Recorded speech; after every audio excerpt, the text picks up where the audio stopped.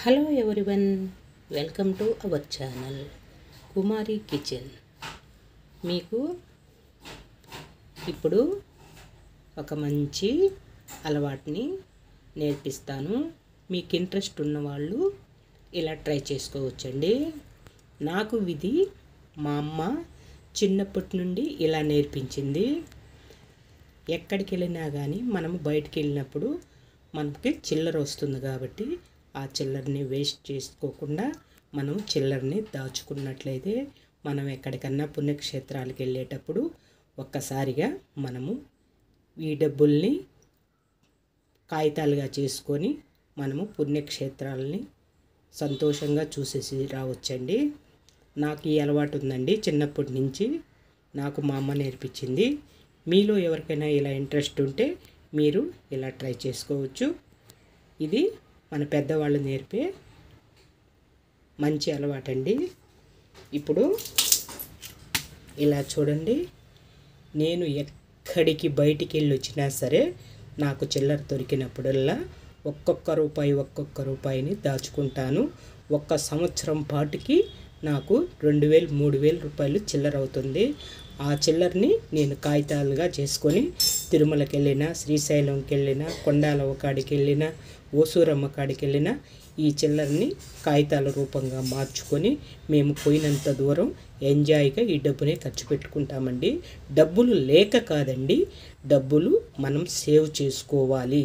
ఆడవాళ్ళము మనం బయటికి వెళ్ళి వచ్చినప్పుడు మనకి డబ్బు మిగులుతుంది కాబట్టి ఆ డబ్బుల్ని ఇలా సేవ్ చేసుకున్నట్లయితే మనం ఎక్కడికి వెళ్ళినా ఈ డబ్బుని యూజ్ చేసుకోవచ్చు.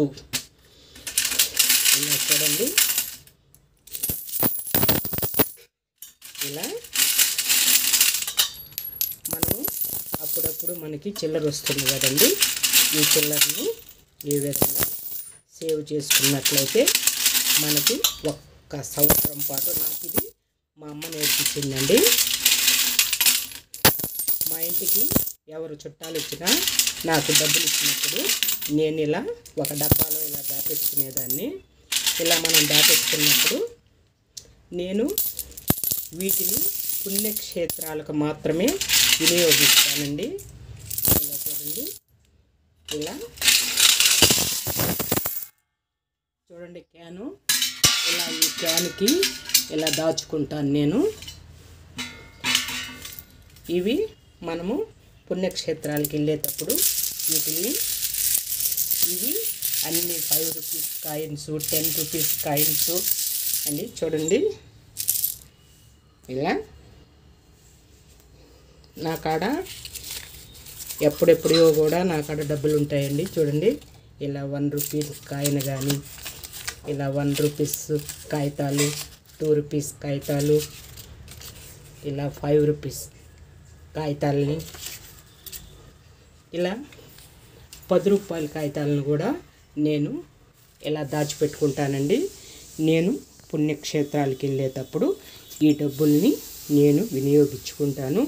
ఈ అలవాటు మీరు నేర్చుకునేటట్టయితే, మీలో ఎవరికైనా ఇంట్రెస్ట్ ఉన్నట్టయితే మీరు బయటికి వెళ్ళి వచ్చినప్పుడు ఇలా రూపాయి కాయిన్స్ కానీ, 2 రూపీస్ కాయిన్స్ కానీ, 5 రూపీస్ కాయిన్స్ కానీ, 10 రూపీస్ కాగితాన్ని కానీ మనము అలా దాచుకున్నట్లయితే మనము ఎక్కడికి వెళ్ళాలన్నా వీటిని వాడుకోవచ్చు.